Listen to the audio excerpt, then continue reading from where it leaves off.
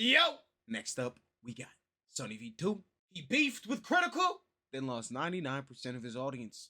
Def Noodles, Yep. 500,000 subscribers, but only a few hundred views per video. Bro, The total I crux was of his just, channel- I saw the thumbnail for this video and I went to his page.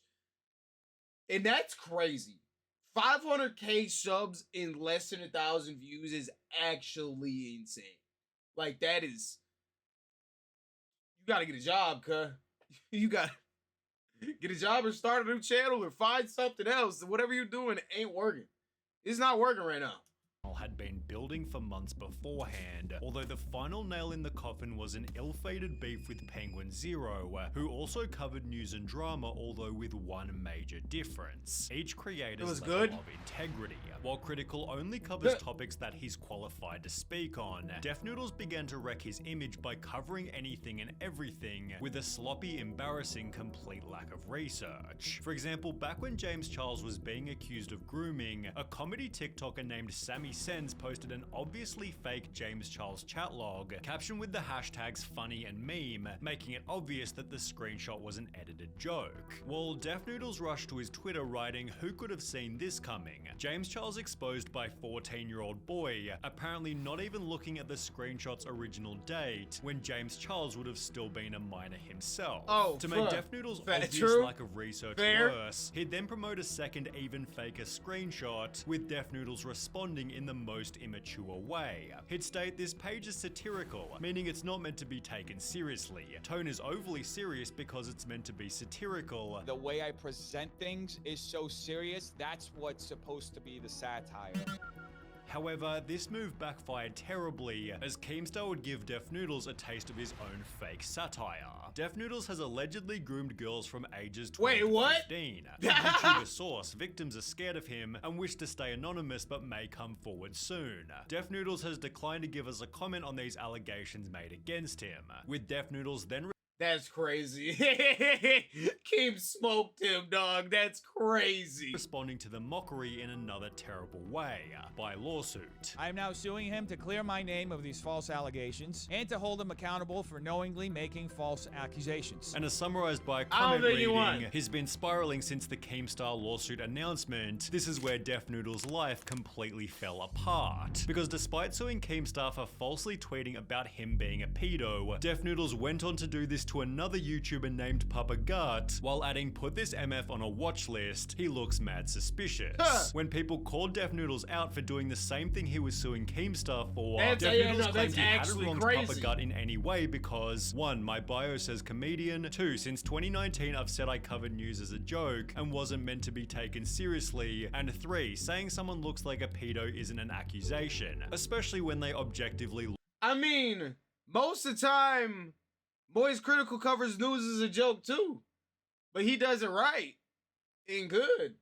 look like a pedo. As a result, Papa Gut broke down live on stream. "This is a joke to you. It's a game to you. This isn't a game to me, Dennis. This is so real to me." After which Def Noodles took a screenshot of Papa Gut crying and turned it into a piece of his own merch. That's crazy, Comments such as the fact that Def is making fun of him for this is crazy showed the audience was losing respect for Def Noodles. Your platform is going away because you're unjustified. I can't lie. The only reason that I never enjoyed Def Noodles anything, I can't stand this dude's voice. I cannot stand his voice. His voice pisses me off. There's certain people like that where his voice pisses me off. Hearing him talk annoys me, like, instantly. Targeting me, which began to show in Def Noodles' following, as for the first time ever he began to lose subscribers. Although rather than recalibrating and letting his reputation heal, it almost instantly jumped into another controversy that would ultimately end everything, a beef with Penguin Zero. In addition to reporting the news, Def Noodles had made the claim that he was apparently a professional comedian. He'd state, "I have a background in comedy. I trained literally for years as an improviser. I've performed in basically every major theater and comedy venue in New York and LA. Every stand-up place, every place that you can think of and you can find on Google." You mean like the places you can go and do open mics? That's what it sounds like. The places where you can like go on for free if you sign up and do an open mic. who will have performed there, which Def Noodles went on to prove by showing an awkward, unfunny clip of him performing live.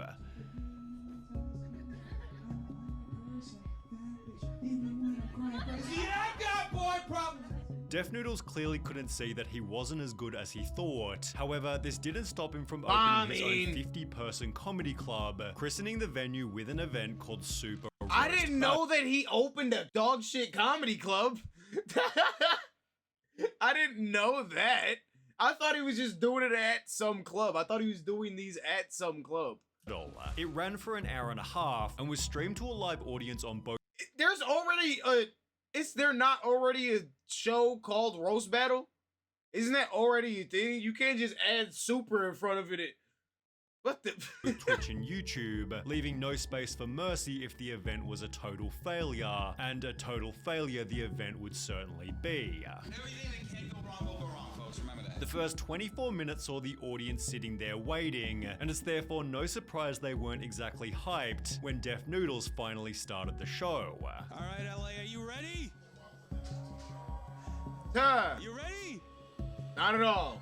I don't Kind know of about this. ready I to don't go think we're gonna home. do the show anymore. This crowd's like, they're all asleep. These 24 silent minutes were spent setting up the unprepared lighting and sound, which clearly hadn't been checked or rehearsed. Hey, Steven, turn on the lights. No, wrong lights. That's what the house lights. Almost there. Wrong lights. So the lights are actually right here. I think I'm mic 1. Am I mic 1? Hello. There we go. Wow. You can tell this is our first time doing this. Although things only got worse when the roast Bro actually actually started. didn't practice. You look like you woke up in a dumpster. Probably. You're like my cousin if you were a girl. Thank you. What? I bet you cried when you got those tattoos. I did. I did. Def Noodles spent the hour telling the This worst stat- jokes the world That was like 30 seconds of it. And it's already so much pain. I remember watching Moist Critical look at some of the clips from it. It was already Spain then. This is so bad. had ever heard, in the process picking up a 1-week Twitch ban for something said by one of the roasters. The event was so heavily criticized by the internet. Def Noodles, this guy is just something else. I cannot believe what I just witnessed. I think I'm still trying to recover from it. This was honestly one of the more embarrassing things I've ever seen. Def Noodles convinced himself the show was successful since it started a trend on Twitter, although it seemed this attitude changed completely when Penguin Zero uploaded I've never seen something this horrible. This was a complete fucking disaster on a level I haven't seen before. Imagine Fire Festival, but if it actually happened and was worse than anyone could have imagined. Critikal gave it If it actually happened and then proceeded to be worse than Fire Festival. different take on why the show was a total failure. Nobody knew each other. Literally nobody. So all they can do is roast each other's appearance because they don't know them. Before offering a couple roasts of his own. Like, this is what happens at like a middle school lunch table. It's like an episode of SpongeBob. Hey, so what's up with salt shakers?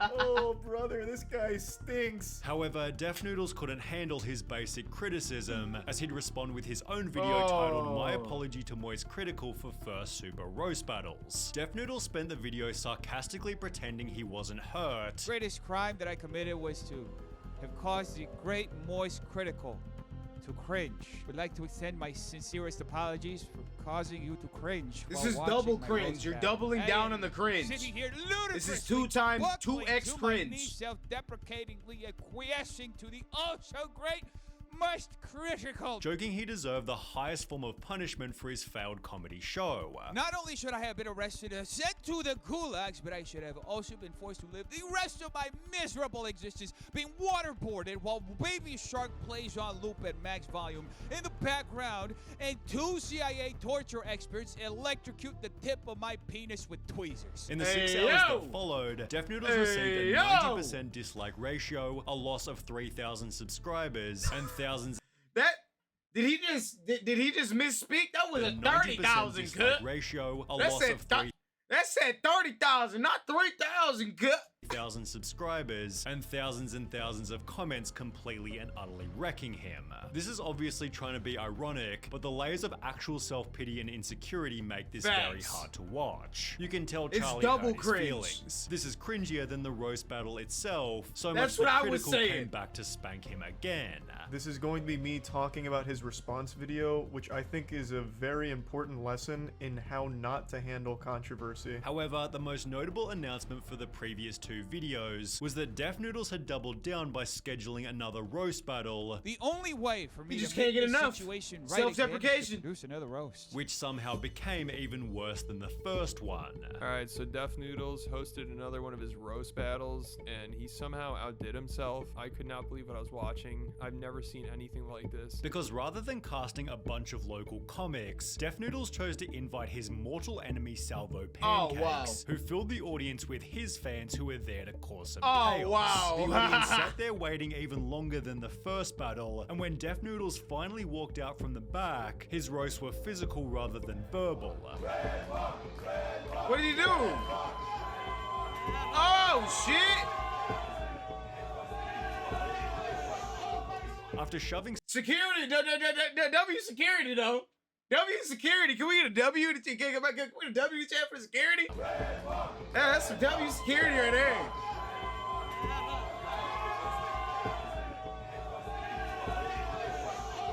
After shoving Salvo Pancakes, he'd get his revenge by walking through the crowd and onto the stage, signing his own Salvo Pancakes posters, completely disrupting the show. This should have been the perfect chance for Def Noodles to roast his enemy, although in true Def Noodles fashion, he hadn't prepared material and would instead get roasted by I'm a professional improviser, that's why.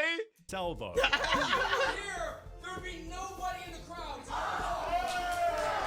After having a drink thrown on him, Salvo was forced out of the show by security, with the second Super Roast Battle's terrible mismanagement giving Penguin Zero a fresh new video. At first I thought this was staged, because it looks like something straight out of the WWE. I was half expecting Stone Cold Steve Austin to come out with a beer and a chair and hit Def Noodles in the back with it. With comments such as, I like how Charlie has had this same format and style for years, and is still funnier than Def Noodles would ever be. Def Noodles' image was dying with every passing hour. The headshot came with Penguin Zero's fourth Def Noodles video, totaling over 10 million views worth of Def Noodles criticism, which could have easily been avoided by ignoring Critikal's first video. When combined with all of his previous controversy, Def Noodles' monthly viewership went from 4 million to 400,000, although despite already losing 90% of his fan base, he somehow still had further to fall. His news-related content became low-effort challenge videos, while an attempt to pivot to interviews also failed to make a difference. More than 1 year after the roast battle incident, I was looking at his interviews last night. He didn't get like terrible interviews, so